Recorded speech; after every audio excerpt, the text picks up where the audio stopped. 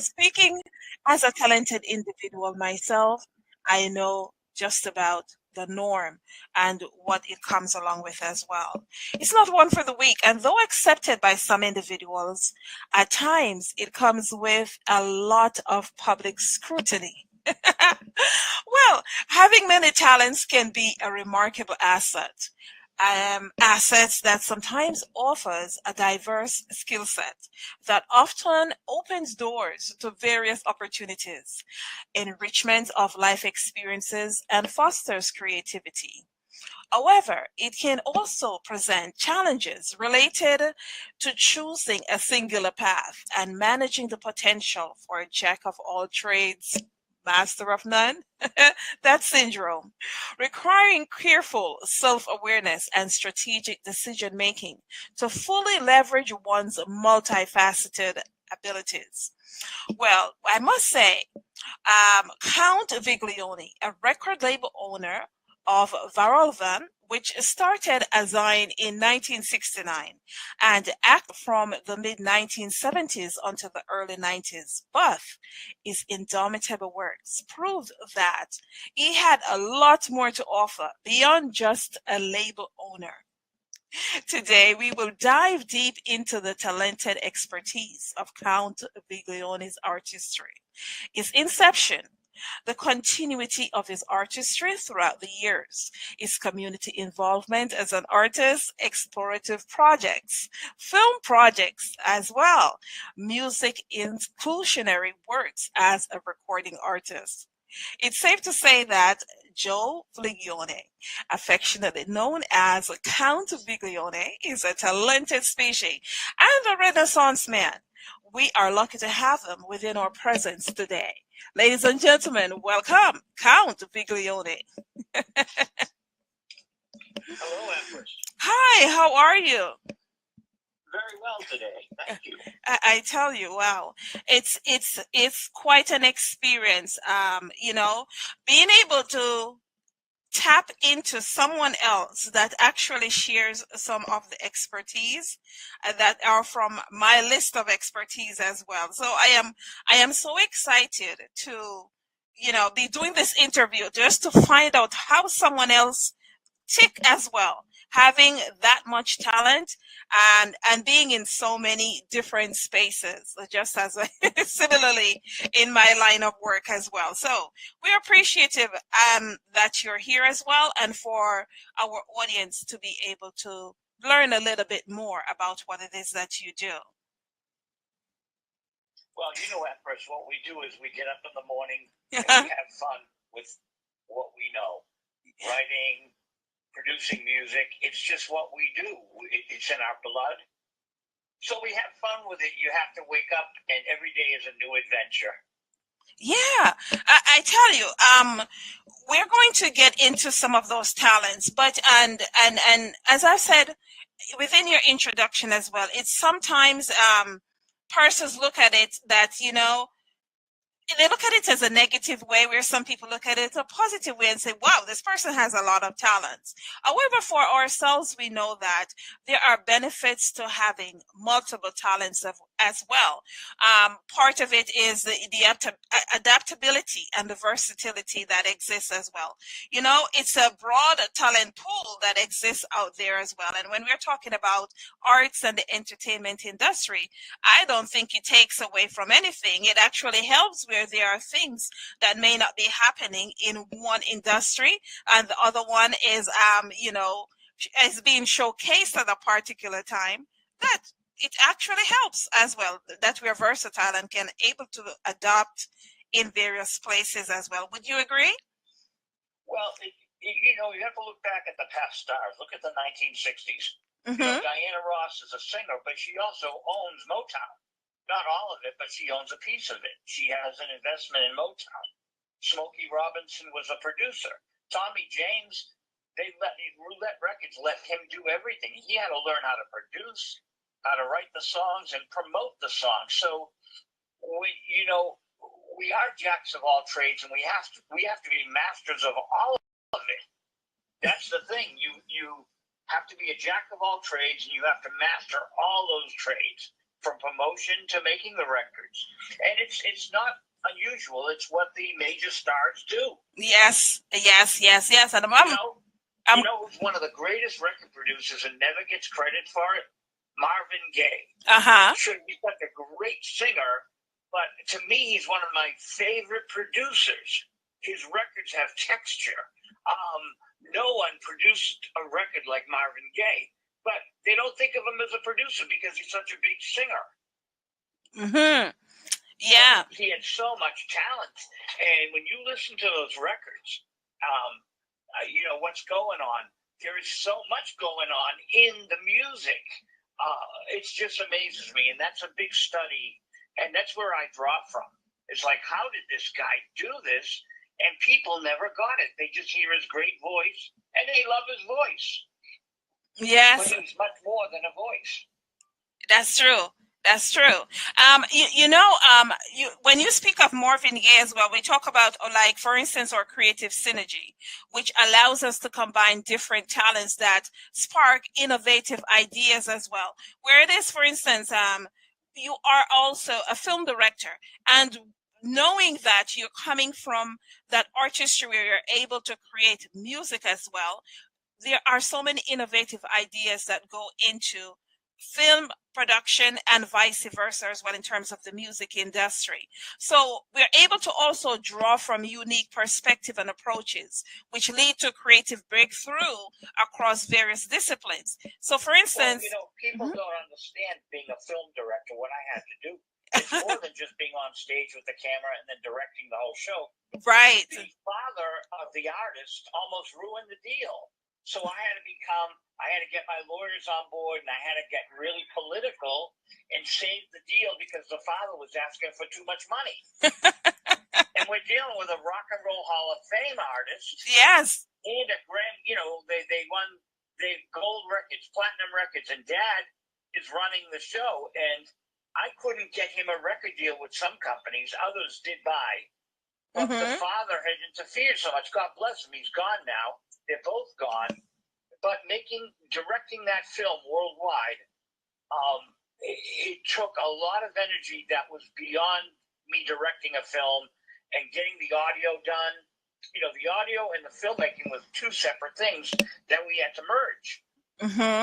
So I had the guy that produces the Rolling Stones, Rob Fraboni, had mastered the audio for that live on the Boston Esplanade. Yes. And then, Empress, I did something very unique. I asked members of the audience who filmed to give me the footage. 8 of the 10 filmmakers gave me their footage. So in addition to my footage, I had all these camera angles. And so we did a magnificent job. It's a 2.5-hour documentary.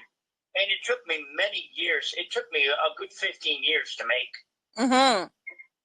So people don't realize the dedication. We did the interview in 1995. We shot on the Esplanade, the Hat Shell in Boston. We did that in 2008. So that's a lot. That's like 13 years of filmmaking. Because he's touring the world, we had to get him when he was in Boston, and then get him again when he was supposed to do 2008. And his other band demanded he not do it, so he had to play that gig. And he had to come back 2 years later and do our show. And we finally got him on tape. And that hurt us, Empress, because DVDs don't sell as well. Even that 2-year span, we would have sold more DVDs had we done it 2 years earlier. Because people started going to streaming. Yes. So you lost a tremendous amount of sales, and it's sad. But you know what? We got the work done. The film's there. It stands. And I'm proud of it, playing with tape recorders, at home, and making sounds. And then we went into the studio in 76.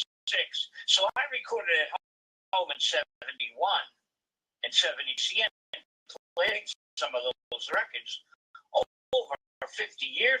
So I just jumped in it and got a record deal in Paris. They liked my records. They were selling them in the store, and they gave me a record deal. And I had 4 albums come out in Paris. Yes. That was it. So you just do it. You know how it is. The ideas come to you. I I want to write a song. I sit at the piano, I write a song. Sit down, write a song. Record them. All of a sudden, people are paying attention. It's getting airplay. And a man in France loved the stuff, and he put it out.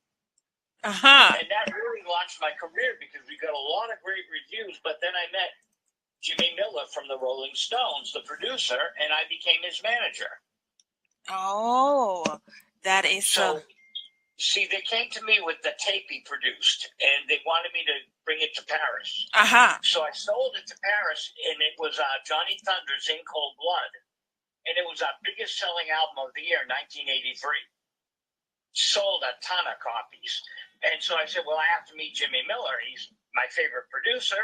We became friends. Within 3 weeks, I was his manager. I love it. And now I'm working with Rob Fraboni. We have a new contract to do we're doing a documentary film on him, and you will love it. When you see it, you're going to say, whoa, because he tells his story, and it's a roller coaster ride through his life. Mm-hmm. Working with Bob Dylan and Emmylou Harris and Eric Clapton and the Rolling Stones. And we capture it in film, and he narrates it. I have him narrate his own story. Because he's got a great voice. Now, you are operating out of Boston, Massachusetts. Very historical structures, I will say, within the city as well.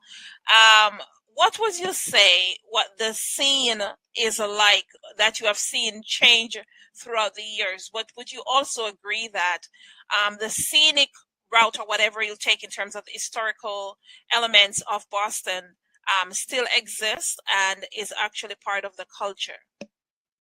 Well, we had different nightclubs in the 70s, and we formed a coalition of bands in the 70s that New York and Los Angeles and London, there were 4 major cities. There were Boston, Los Angeles, New York, and London, and formed that new wave, they called it, of rock and roll. Mm-hmm. And the French love it, but the French couldn't do it because their language wasn't rock and roll. And the Japanese love our music, but their language doesn't flow in rock and roll. So they love the American music because it's American music, and it's the American language that gets the point across. So you find these pockets of fans in Germany, in Japan, in France, that just adore that rock and roll that we created. So that was the beginning. But then in the 80s, it changed a little bit. In the 90s, it changed. And it got very academic. In fact, Berkeley College of Music started taking over the scene, and the kids all started going to college. But it's different, Empress, because the college students have a very slick sound, very commercial. Yes. And we had that raw, edgy, underground sound. And there's a big difference. Mm-hmm. Because we played it from the heart, and they play it from the math. And that's okay. I'm not judging it. They do very well. Yes. The students who go to Berkeley, but it's a different sound. Me, I like to experiment with sound. And a teacher might say, no, that's going too far. Well, no, it's not. It's my sound. Like Galaxy 7, that's my sound. Yes. So we are vibing with Joe Viglione, of course, Count Viglione. So you may hear me interchangeably say Joe or Count. Yes, Viglione as well. We're discussing actually the Galaxy 7 sound. So played a little bit of the sound so persons could be able to hear exactly what your sound is like. In continuation, Joe, can you tell us a little bit about Galaxy 7 and your sound? Well, we wanted to create I was playing around at home with different sounds and experimenting, and I really loved with the Galaxy with the space sound. Mm-hmm. So we used these metal sheets that I had at work, and we were wobbling the metal sheets on the full mix. I don't think you have the full mix yet. And we were wobbling the sheets, and then we speeded up the vocals. So the end product was this really spacey sound very much like Pink Floyd's Sid Barrett was doing. Yes. Just us having fun with the sound. And I'm like, I really like this. And, 50 years later, we did it in 1977. So that was 47 years ago. It's still, I love it today. And when you really like your own music 50 years later, it's like, okay, I did a good job with that. That I will let the people hear it because I'm happy with it. Yes. 50 years later, you might not be happy with a poem or a book you wrote or a film, but to hear it 50 years later and say, wow, I'll let the public still hear it, it has something. Mm-hmm. As we talk about your music and the introduction as well, that you actually had your own label or have your own label, it's quite interesting that some of the artists that passed through your label at the time as well, including Lord Manuel, Blowfish, Phobia. What is there any particular concept that you have? Did you actually reach out to artists, or actually just being in the ring, persons know that you had a label and that's how you acquire your artists? Is there any specific thing that stand out? We put out compilation albums, and years later I realized they're like time capsules. So, you'd be in the clubs, and I was a booking agent. Yes. So a lot of the bands came to me and just said, hey, we want to be on your label. Like Blowfish, he's a comedian. Uh-huh. And he's really funny. He was on the radio, and I said, hey, let's put your record out. So we did. And then Willie Loco Alexander was in the Velvet Underground. Yes. And Maureen Tucker was in the Velvet Underground. So they're in the Rock and Roll Hall of Fame, and we put out their records. So we just put out what we liked. Mm-hmm. It was, if someone had a good record, we put it out. Bobby Hebb wrote the song Sunny, yet he let me put his music out and interviews and such. So I'm very blessed because we have gold and platinum album from people. They were artists. They had gold and platinum on other labels, so they were known worldwide, and they let us put their new music out. And I was very honored by that. Very honored. In 1980, you collaborated with Mo Tucker. Talk to me about the collaboration itself. Well, she had performed. She had come to Boston in 1973, 74, and was at a concert. And she stayed over at my house. She said, "You were probably sitting next to me in the back of the room." We laughed because we didn't know each other. But she's one of my favorite drummers because of the Velvet Underground, Lou Reed. Yes. And so she stayed at my house, and I put out her first record. She had recorded it years ago. Willie found it at his mother's house, and she gave me permission to put it out. Mm-hmm. And that was a lot of fun. And we got on WBC, and it was a big hit, pick to click. And they played it a lot. And I was very proud of that because it's really part of rock and roll history. It was a song Lou Reed wrote for her. Yes. And she did another version with the Velvet Underground. So there's two versions. Yeah. And, that was just such an honor. Okay. When you first met the Velvet Underground, what was the experience like? Well, I met them all differently. I did meet all of them. Yeah. But I met them all separately. Like Mo introduced me to Sterling Morrison. He's gone now, but I met him at the Middle East. And Lou Reed really liked me. God bless him. And so I was up at his office, and I got to interview him, and I met him a few times. I met him at the Orpheum. In fact, George Skavitas from Warner Brothers wanted to make sure I met him again. So George brought me downstairs at the Orpheum, and I got to talk to Lou Reed again. And Lou was lovely. And John Cale I've interviewed. Nico, I've talked to on the phone. So I've met every one of them, and that's hard for someone to say. Doug Yule, all the people that were in that band I knew. Mm-hmm. And to me, that's very special because they were one of my favorite bands. as one of the things I mentioned out the gate is the benefits of having multiple talents. And throughout this interview itself, I wanted to explore or to show persons, the benefits of having multiple talents. One of the things we talk about is the adaptability and the versatility and the creative synergy that goes into that is transferable as well throughout the various things that we do. But one of the greatest things as well is personal fulfillment and being able to explore and develop multiple talents, which can also foster a sense of personal fulfillment and satisfaction, provides a richer and more dynamic life experience. Now, I read somewhere as well that you also worked as an A&R, and I just want, for me doing this is the audience to show just how much it is that when you have so much talent because you are that adaptability and that versatility to move through the various industries as well. And as well, it comes along with personal fulfillment. Now, you worked as an A&R. Would you say that experience itself actually helped you, just not only in terms of music, but also as we talk in the various industries you work in, such as film or even on radio? Well, the A&R position at New Rose was, I was very into the classic rock artists. Uh-huh. So they're the artists that had hits, but the record industry didn't want them anymore because the record industry goes after young kids that are teenagers. They take the publishing, they take advantage of them, and the older rock artists know the game. Mm-hmm. And so I found in the 80s and 90s, very interesting, these major stars were ignored.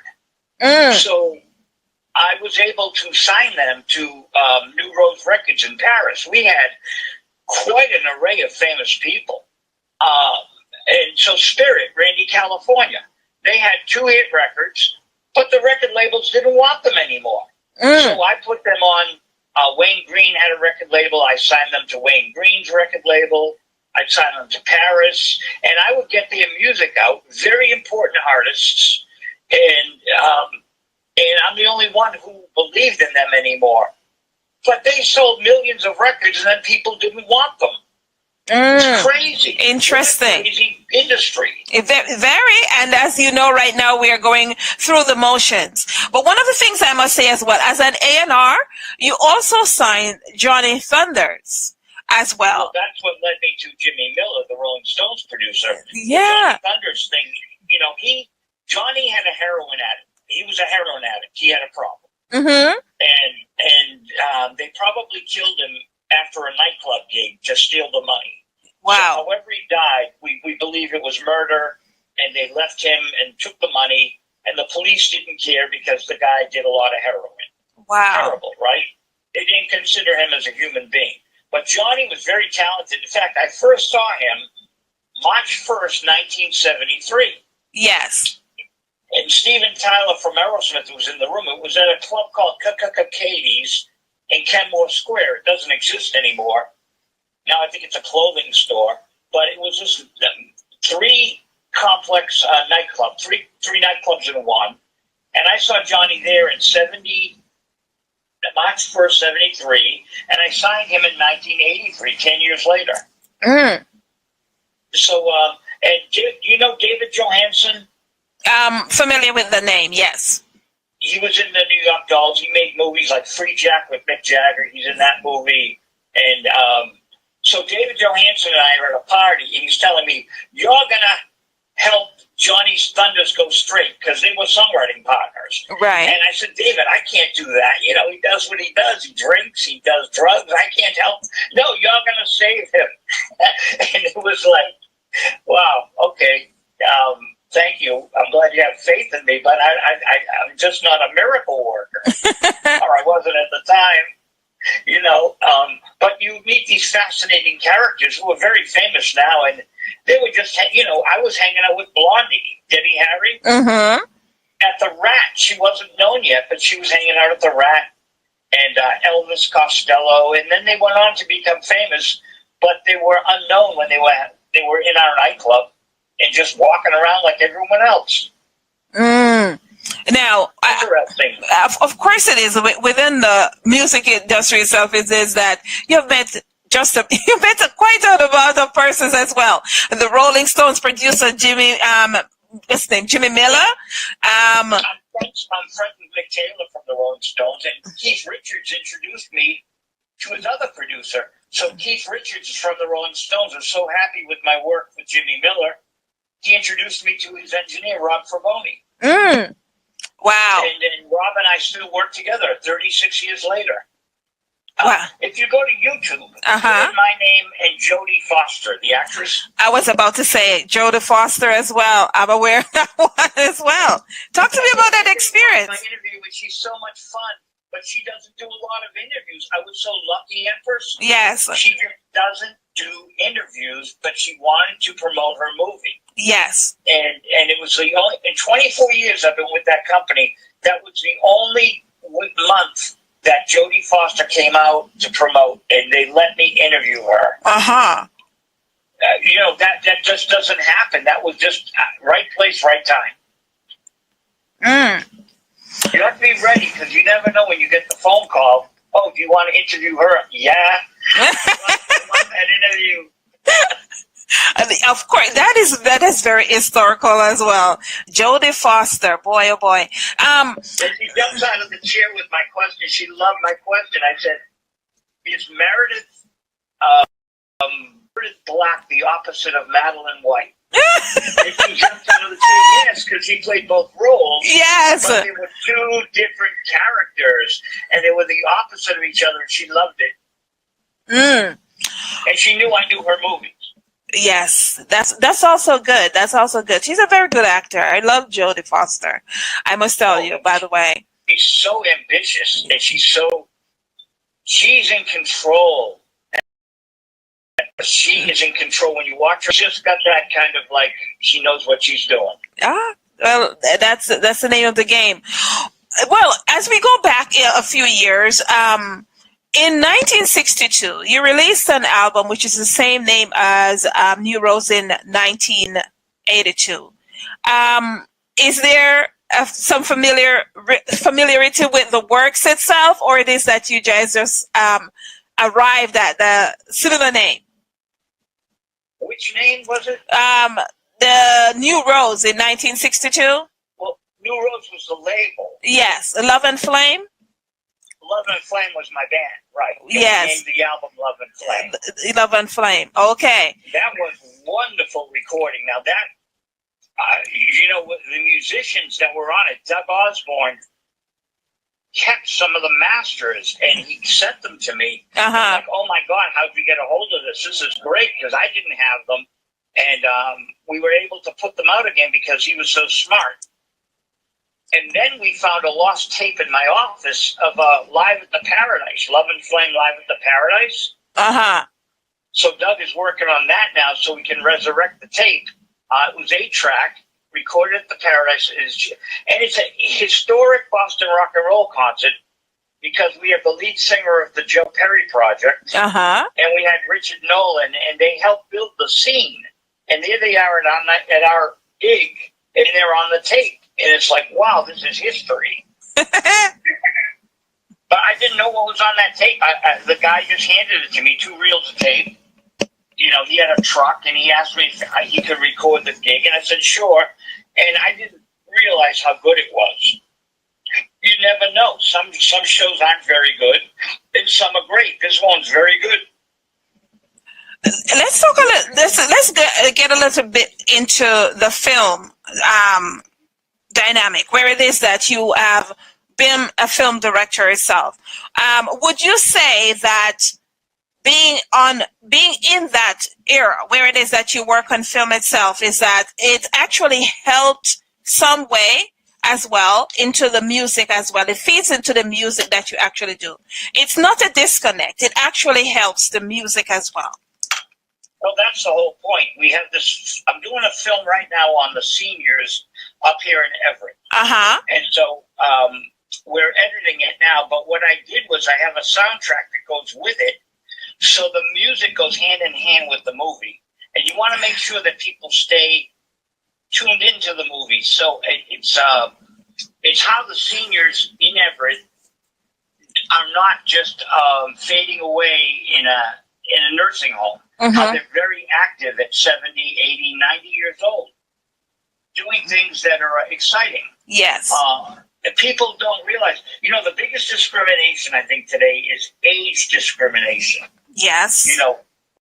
Companies won't hire someone over 60, and they got all these young kids, and so they neglect all these talented people. But you know what we have? I'm 70, and what I have that the kids don't have is I have a lot of wisdom. I've made my mistakes. Yeah. I know how to not make mistakes now, and how to do things that I couldn't do when I was 30. And so the older population is actually a gold mine of wise people with a lot of information, yet they get neglected. And I think it's changing very slowly. And some people recognize, wow, that person has a lot of skill. I need to talk to them, or employ them, and bring them on as a consultant. Because at 70, I know I can do a job much better now than I did 50 years ago. I think because I have all that experience. I think you're so correct. We talk about the benefits in terms of having so many talents as well. But of course, when we talk about age discrimination, you run into the challenges of having multiple talents as well, because now you have to worry about, just like you say, persons who do not take the time. They don't even want to take directions from older persons or the elderly because they feel as if they know everything, not recognizing as well that no matter how or where you are in your career, that it is that someone can give you advice that is not on the same path that you're on, and that actually will work for you as well. Look at Clint Eastwood. He's 95, right? He just did a movie, Juror Number 2. It's supposed to be excellent. It's getting great ratings. Yeah. You can't find a distributor. They don't want to distribute the work of a 95-year-old man. Can you believe that? Wow. And so he's already proven himself. Blood Work and Absolute Power are two magnificent movies. And all the critics love this new movie, Juror Number 2, and he's having trouble finding a distributor. How can you ignore Clint Eastwood? That's crazy. So what do you and I have to do? I'm 70. You're a young lady. But I'm 70. What? That, the age, they're afraid of my age when I'm better than ever. My films now, I'm doing more movies than ever, and they're very good because I have contracts. We have a whole team. And, Dom does the editing, and Joe and Paul produce, and I direct, and we have engineers and a staff. We know what we're doing. But to find the resistance from Hollywood, meanwhile, Empress, Hulu and Sirius are spending over $100 million for podcasters. They find a podcaster. You know why they're spending money? Because they think Howard Stern is retiring.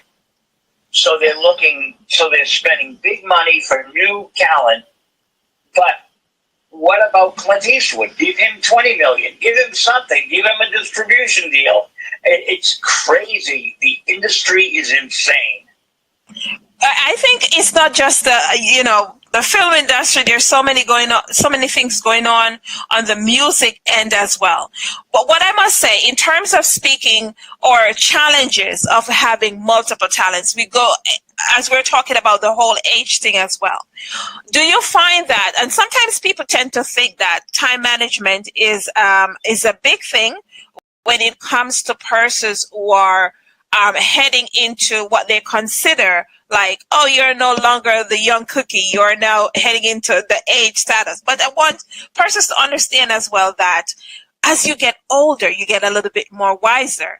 And as you get wiser, you learn to manage your time more effectively. Whereas when you're young, you may have thought that, you know what, I can do this, that, or whatever, and was based on time management, but actually just being able to test the waters in the various industries as well. But as you get older, time management is so important. The ability to balance. Yeah. It's my own formula, and it's how I get things done. Yes. I set a deadline, Mm-hmm. but I don't have to apply myself to it. So I will take the time to do it right. Yes. But I will set deadlines. Let's say a deadline is December 1, right? Mm-hmm. I usually don't make the deadline. It might come out in January, but you know what? I get the job done. It might take longer, but you do set the deadline, so you're fighting for a goal. It's like, oh, I got to reshoot this. Oh, you never know when it's done, and you don't want to rush it out either. Yes. But you set deadlines, and even if you don't make them, at least you're on the path. And okay, so January, okay, February 2025, it got delayed. So there's only delays, but you get the product done right. You get the artistic thing done right. You don't want to lose the quality. Yes. And I won't risk quality for a deadline. And it also helps with balancing the development and application of the multiple projects that you have as well, to ensure that you have, that effective time management to avoid getting overwhelmed as well. You also might get an interview you didn't expect. So you're doing a movie and you're interviewing people. Yes. And all of a sudden something falls in your lap. Uh-huh. And if you went by the deadline and you stopped the project, you'd lose that. You'd have to put that on YouTube, Right. You'd lose that element. So everything in its proper time.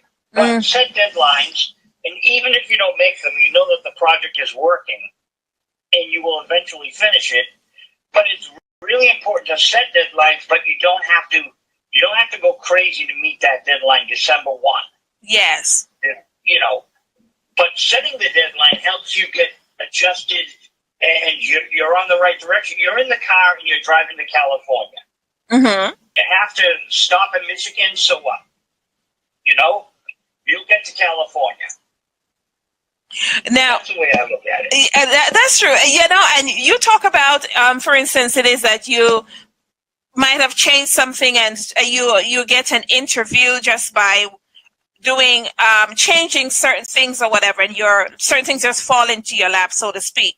Strategic specialization is what I call it, which it is that as you maintain that diverse skill set, you consider developing the primary of expertise that stand out in terms of your professionalism as well. So we talk about playing a few of your tracks, Lots of You, Galaxy 7 within the mix thus far. Talk to me about yourself as an artist right now, and how welcoming and involved it is that you're exploring each and every day that artistry, bringing it locally and internationally as well within your productions.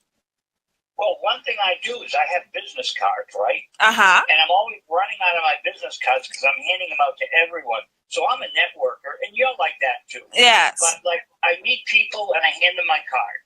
And you get a phone call, and all of a sudden you're working with someone who can add to your project and you can add to their life. And it's wonderful. It works so much. I wouldn't have this ability to call, this guitar player or that drummer, by them having that business card. People all do the email and the telephone. Oh, here's my number. No, physical card is very important. No one does it anymore. Mm-hmm. And I do it, and it works. It still works. So, mm-hmm. That's and so when you say, you add this and you add that, well, if I didn't meet this guitar player, I couldn't have had this sound because he sounds different from everyone else. And so that's how you add to your vocabulary, your artistic vocabulary.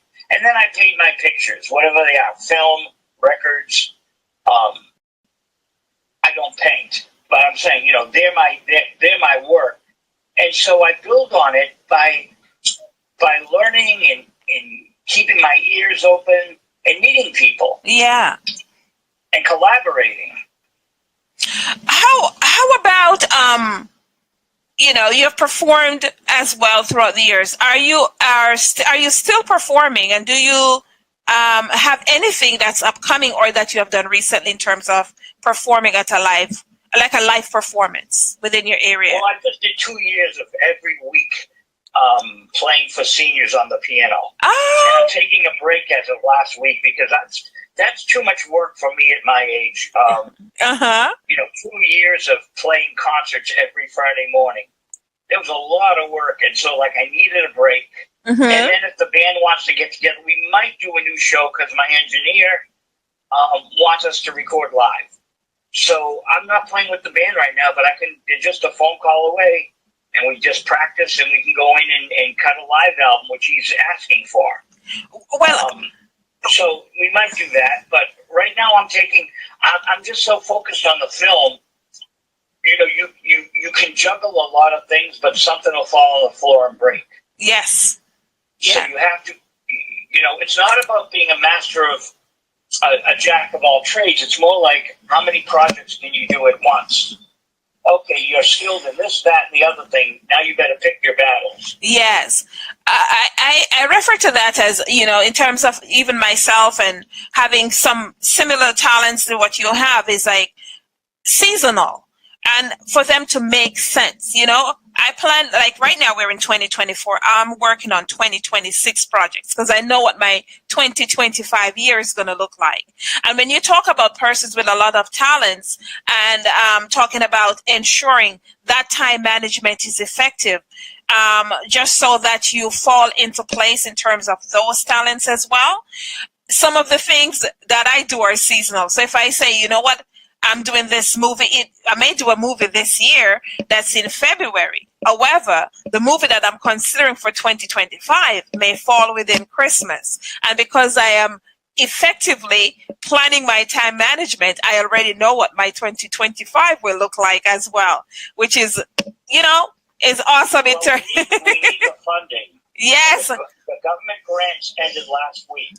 Yeah. So I put in for one grant this year, but I won 2 of them last year. Yes. And that's how I got the film, because I got the money from the city of Everett to do a film. Mm-hmm. And I got the money from the state of Massachusetts to do a new CD. Okay. So with that money, that's how we're building the CD. Yes. Soul That Loved You came because of the government grant. Wow. Yeah. So, being aware of sponsorship and government grants, there are a lot of grants out there. Yes. But that's the whole you have to wear because you can't do it without the money. Mm-hmm. I mean, you can do it, but it's not going to be as good. And with the money, I got to hire really good people. And that helps flow the money because it goes to other people and everyone's getting paid and everyone's making a great project. I couldn't have done that without the grants. Yeah. Well, so every October they have the government grants, and you got to put in for them. I hear there are more grants out there, and that's a whole other hat you have to wear. Yes. It's like, okay, I can't do my music. I got to. Oh my God, this paperwork is so hard. Well, you got to be done, and I won. And it was worth the time invested in those grants. Sure. As you another hat we wear, right? That's correct.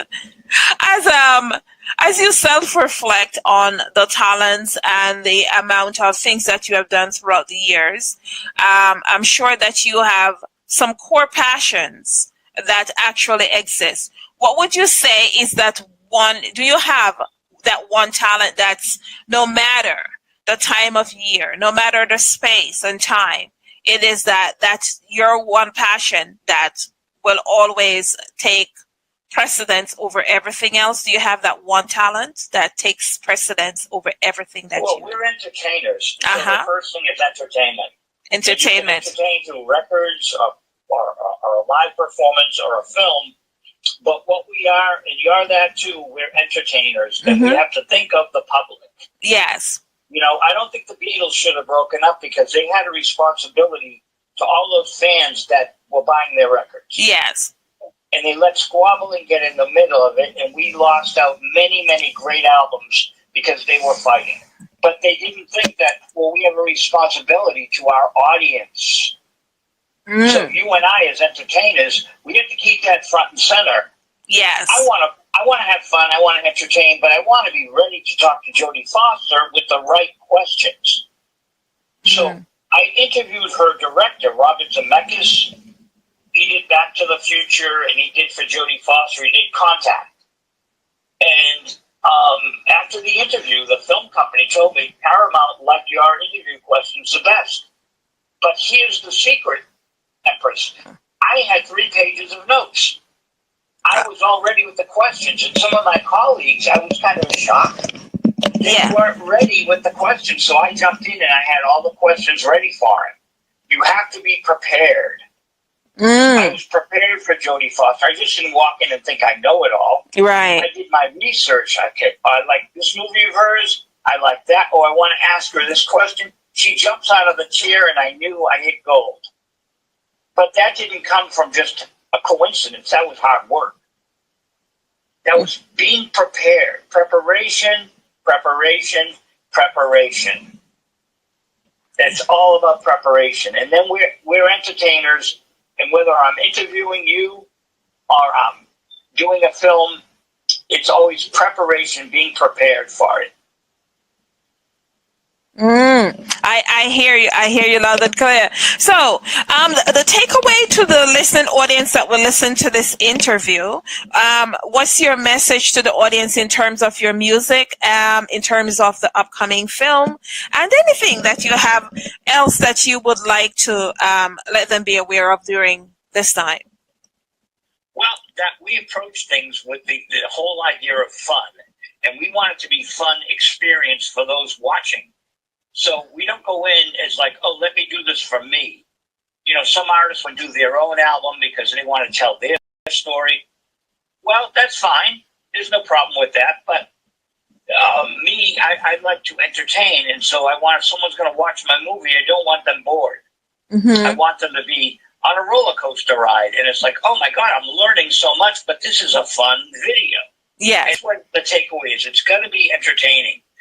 You know, I was on stage at the Cantab one night, and I knew we were good, but I said, you know, Joe, you're better than good. And I was really tired, but I started performing even better. And the audience responded the minute I really put my heart and soul in it because I was playing for them. You know, we go up and we know what we're doing. We've been doing it forever, 50 years on stage, right? Yes. But they said, you're not working hard enough, Joe, and get them excited. And I was so tired when I was finished, but it was very happy because I got those people to smile. And that extra energy I put in, which really took a lot out of me, it showed. They responded. And so it's all about them. It's not about us. What we can paint our pictures by ourselves. But when you put it on the market, it better be about the audience, not you. Well, it can be you, and you're happy, and you do your thing. We do that behind closed doors. But once we launch it out there for them to buy, we better be making them happy. Wow. Otherwise, you just do it for ourselves. That's true. That's true. That's true. To the listening, two different things. You know, marketing it and then creating it. And who are we creating it for? For them or for us? And at the end, and I love the Beatles, but I just wish they didn't fight, and I wish that they kept doing 2, 3, 4, 5 more albums. Just think of how that would have been. Yes, yes, yes. And I'm telling you, I appreciate you coming through and sharing your expertise with our listening audience as well. Where can they locate you across the social media platforms? All my links are on joeviglione.com. JoeViglione. V as in Victor, Iglione. And the links will come right up. For LinkedIn and Instagram and Pinterest and all that stuff. Yeah, I love it. I love it. You know, to the listening audience, in conclusion, is what I must say is that having many talents can be a powerful asset, and that when managed effectively, allowing individuals to explore diverse paths. Of course, as we contribute meaningfully to different areas, you know, such as you heard within our interview with Joe Viglione, as well is that we create a rich and fulfilling life. The key key lies in self-awareness, a thoughtful decision-making, and a commitment to continuous learning to harness the full potential of one's multifaceted abilities. Of course, it's a blessing and a curse as having too much talents as well. As I've said at the beginning, is that being a talented individual is not one for the weak. And though accepted by some individual at times, it comes with a lot of public scrutiny. But such as having many talents can be a remarkable asset. Sometimes it offers that diverse skill set that opens doors to various opportunities, enriches our life experiences, and fosters creativity. However, it can be a present challenge related to choosing a singular path and managing the potential for jack of all trades, master of none syndrome, requiring careful self-awareness and strategic decision-making to fully leverage one's multifaceted abilities. We have just completed our interview with Joe Viglione. He is a film director, record producer, TV host, a writer. He's a Renaissance man, and he is a great musician. We're going to vibe out with lots of you. Do check him out across the social media platforms and just show him some love.